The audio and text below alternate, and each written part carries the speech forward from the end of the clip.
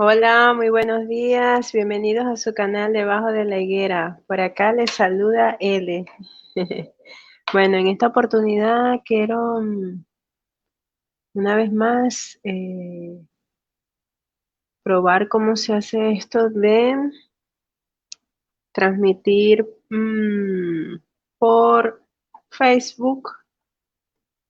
No tengo ni idea de cómo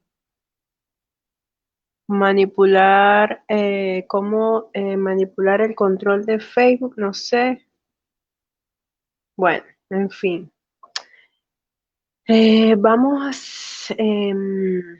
Hoy estamos iniciando, pues ayer iniciamos esta etapa de la cuaresma, ¿no? Conviértete y cree en el Evangelio, ¿no? Una etapa muy importante para nuestra vida cristiana dentro de los tiempos, uno de los tiempos más importantes, pues,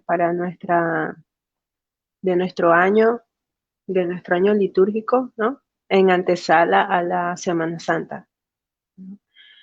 Este tiempo que nos recuerda los 40 días que pasó nuestro Señor en el desierto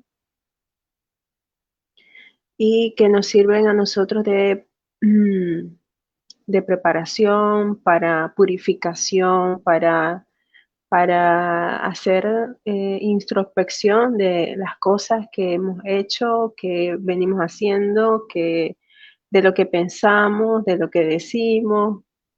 Es muy importante este tiempo para meditar, para pensar, para hacer retiros, ejercicios espirituales, lecturas. En esta oportunidad, pues yo quisiera hacer alguna lectura, ¿no? Pues son muchas las lecturas recomendadas para este tiempo de la cuaresma, muchos libros espirituales, por ejemplo, Imitación de Cristo, El diálogo de Catalina de Siena, algunos libros sobre, por ejemplo, el combate espiritual, libros sobre San Agustín, también las confesiones de San Agustín. Y así, hay mucho material, muchos libros en los que nos podemos apoyar para dedicarle al menos una hora, ¿no? Sería sería lo mejor, ¿no? Una hora, dedicarle una hora a la lectura, a la meditación, para ponernos en ese, pues, ambiente de oración, para unirnos al Señor, para establecer esa comunicación con Dios, ¿no? Y hacer nuestro examen de conciencia, ¿no? De las cosas, cómo las vemos, cómo las percibimos, lo que nosotros pensamos y purificar esas nociones que son criterios nuestros que a veces puede que no se correspondan con la fe que nosotros tenemos que profesar, ¿no? Que puedan tener podemos estar mostrando contradicciones, podemos estar teniendo contradicciones y este tiempo nos ayuda a purificarnos, ¿no? De esas nociones, de esas contradicciones que sentimos que estamos viviendo. Em, bueno, pero yo quise hacer algo, no sé si es muy común, no sé si alguien lo ha hecho antes, puede ser que sí, ¿no? Este, porque, mm, como les dije, pues siempre se utiliza mucho, bueno, las Sagradas Escrituras y también los libros de los santos, ejercicios espirituales, por ejemplo, también. Bueno, pero hoy yo quise traer, vamos a leer, para leer un poquito, al menos lo que tengo ahorita, ahorita son las 10:38, tengo hasta las 11 para leer un poquito. Quiero leer un documento del Papa Francisco que se llama la exhortación apostólica Gaudete et Exsultate, ¿no? Sobre el llamado a la santidad en el mundo actual. Bueno, quisiera leer un poco del capítulo segundo, que trata sobre dos sutiles enemigos de la santidad. Yo creo que esto es muy importante abordarlo, meditarlo, al menos unos 30 minutos de lectura y 30 minutos de meditación, ¿no? Como para hacer una revisión interna sobre las cosas que aquí nos va a comentar el Papa Francisco. Entonces voy a comenzar sin más preámbulo, me voy a ir al numeral capítulo segundo, dos sutiles enemigos de la santidad, empiezo con el número 35 y nos dice así: en este marco quiero llamar la atención acerca de dos falsificaciones de la santidad que podrían desviarnos del camino: el gnosticismo y el pelagianismo. Dos herejías que surgieron en los primeros siglos cristianos, pero que siguen teniendo alarmante actualidad. Aún hoy los corazones de muchos cristianos, quizás sin darse cuenta, se dejan seducir por estas propuestas engañosas. En ellas se expresa un inmanentismo antropocéntrico disfrazado de verdad católica. Veamos estas dos formas de seguridad doctrinal o disciplinaria que dan lugar a un elitismo narcisista y autoritario, donde en lugar de evangelizar lo que se hace es analizar y clasificar a los demás, y en lugar de facilitar el acceso a la gracia se gastan las energías en controlar. En los dos casos, ni Jesucristo ni los demás interesan verdaderamente. El gnosticismo actual. El gnosticismo supone una fe encerrada en el subjetivismo, donde solo interesa una determinada experiencia o una serie de razonamientos y conocimientos que supuestamente reconfortan e iluminan, pero en definitiva el sujeto queda clausurado en la inmanencia de su propia razón o de sus sentimientos. Una mente sin Dios y sin carne. Gracias a Dios, a lo largo de la historia de la Iglesia quedó muy claro que lo que mide la perfección de las personas es su grado de caridad, no la cantidad de datos y conocimientos que acumulen. Los gnósticos tienen una confusión en este punto y juzgan a los demás según la capacidad que tengan de comprender la profundidad de determinadas doctrinas. Conciben una mente sin encarnación, incapaz de tocar la carne sufriente de Cristo en los otros, encorsetada en una enciclopedia de abstracciones. Al desencarnar el misterio, finalmente prefieren un Dios sin Cristo, un Cristo sin iglesia, una iglesia sin pueblo. En definitiva, se trata de una superficialidad vanidosa, mucho movimiento en la superficie de la mente, pero no se mueve ni se conmueve la profundidad del pensamiento. Sin embargo, logra subyugar a algunos con una fascinación engañosa, porque el equilibrio gnóstico es formal y supuestamente aséptico, y puede asumir el aspecto de una cierta armonía o de un orden que lo abarca todo. En definitiva, se trata de una superficialidad vanidosa, mucho movimiento en la superficie de la mente, pero no se mueve ni se conmueve la profundidad del pensamiento. Sin embargo, logra subyugar a algunos con una fascinación engañosa porque, ay, me equivoqué. Lo siento, me voy al 39. Pero estemos atentos. No me refiero a los racionalistas enemigos de la fe cristiana. Esto puede ocurrir dentro de la Iglesia, tanto en los laicos de las parroquias como en quienes enseñan filosofía o teología en centros de formación, porque también es propio de los gnósticos creer que con sus explicaciones ellos pueden hacer perfectamente comprensible toda la fe y todo el Evangelio. Absolutizan sus propias teorías y obligan a los demás a someterse a los razonamientos que ellos usan.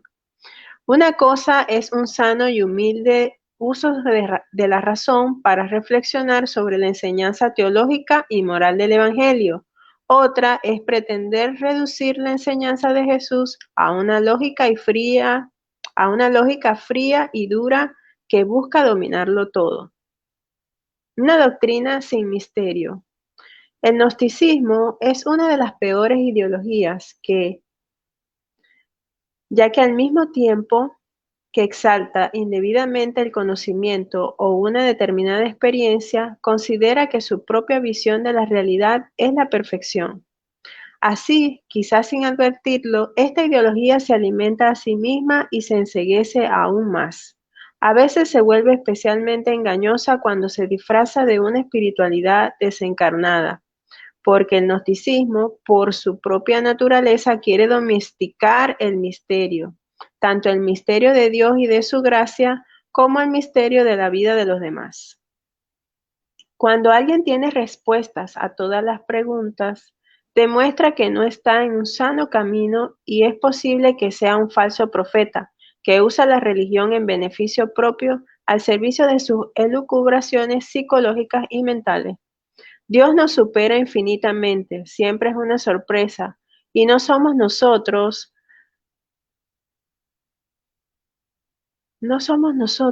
los que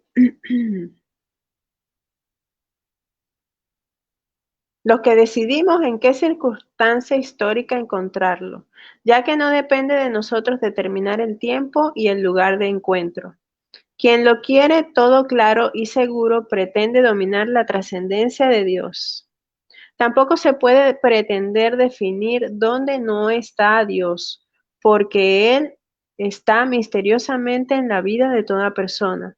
Está en la vida de cada uno como Él quiere, y no podemos negarlo con nuestras supuestas certezas. Aun cuando la existencia de alguien haya sido un desastre, aun cuando lo veamos destruido por los vicios o las adicciones, Dios está en su vida. Si nos dejamos guiar por el Espíritu, más que por nuestros razonamientos, podemos y debemos buscar al Señor en toda vida humana. Esto es parte del misterio que las mentalidades gnósticas terminan rechazando porque no lo pueden controlar. Los límites de la razón. Nosotros llegamos a comprender muy pobremente la verdad que recibimos del Señor. Con mayor dificultad todavía logramos expresarla. Por ello no podemos pretender que nuestro modo de entenderla nos autorice a ejercer una supervisión estricta de la vida de los demás. Quiero recordar que en la Iglesia conviven lícitamente distintas maneras de interpretar muchos aspectos de la doctrina y de la vida cristiana que, en su variedad, ayudan a explicitar mejor el riquísimo tesoro de la palabra. Es verdad que a quienes sueñan con una doctrina monolítica defendida por todos sin matices, esto puede parecerles una imperfecta dispersión. Precisamente algunas corrientes gnósticas despreciaron la sencillez tan concreta del Evangelio e intentaron reemplazar al Dios trinitario y encarnado por una unidad superior donde desaparecía la rica multiplicidad de nuestra historia. En realidad, la doctrina, o mejor, nuestra comprensión y expresión de ella, no es un tema cerrado, privado de dinámicas capaces de generar interrogantes, dudas, cuestionamientos. Y las preguntas de nuestro pueblo, sus angustias, sus peleas, sus sueños, sus luchas, sus preocupaciones, poseen valor hermenéutico que no podemos ignorar si queremos tomar en serio el principio de la encarnación. Sus preguntas nos ayudan a preguntarnos, sus cuestionamientos nos cuestionan. Con frecuencia se produce una peligrosa confusión, creer que porque sabemos algo o podemos explicarlo con una determinada lógica ya somos santos, perfectos, mejores que la masa ignorante. A todos los que en la Iglesia tienen la posibilidad de una formación más alta, San Juan Pablo II les advertía de la tentación de desarrollar un cierto sentimiento de superioridad respecto a los demás fieles. Pero en realidad, eso que creemos saber debería ser siempre una motivación para responder mejor al amor de Dios, porque se aprende para vivir. Teología y santidad son un binomio inseparable. Teología y santidad son un binomio inseparable. Cuando San Francisco de Asís veía que algunos de sus discípulos enseñaban la doctrina, quiso evitar la tentación del gnosticismo. Entonces escribió esto a San Antonio de Padua: me agrada que enseñes sagrada teología a los hermanos, con tal que en el estudio de la misma no apagues el espíritu de oración y devoción. Él reconocía la tentación de convertir la experiencia cristiana en un conjunto de elucubraciones mentales que terminan alejándonos de la frescura del Evangelio. San Buenaventura, por otra parte, advertía que la verdadera sabiduría cristiana no se debe desconectar de la misericordia hacia el prójimo. La mayor sabiduría que puede existir consiste en difundir fructuosamente lo que uno tiene para dar, lo que se le ha dado precisamente para que lo dispense. Por eso, así como la misericordia es amiga de la sabiduría, la avaricia es su enemiga. Hay una actividad que, al unirse a la contemplación, no la impide, sino que la facilita, como las obras de misericordia y piedad.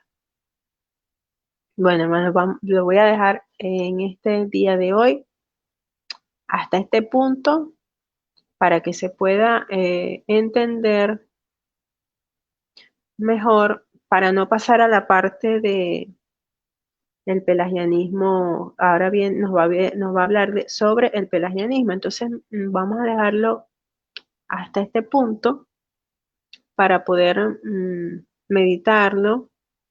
Eh, son unos aproximadamente 15 minutos lo que leí.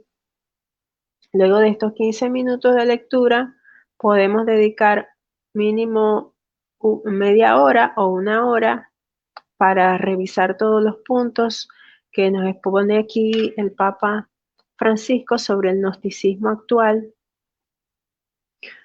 y hacer nuestro, digamos, nuestro examen de conciencia sobre las cosas que pensamos, las cosas que decimos, e ir purificando, ¿no? Estas nociones.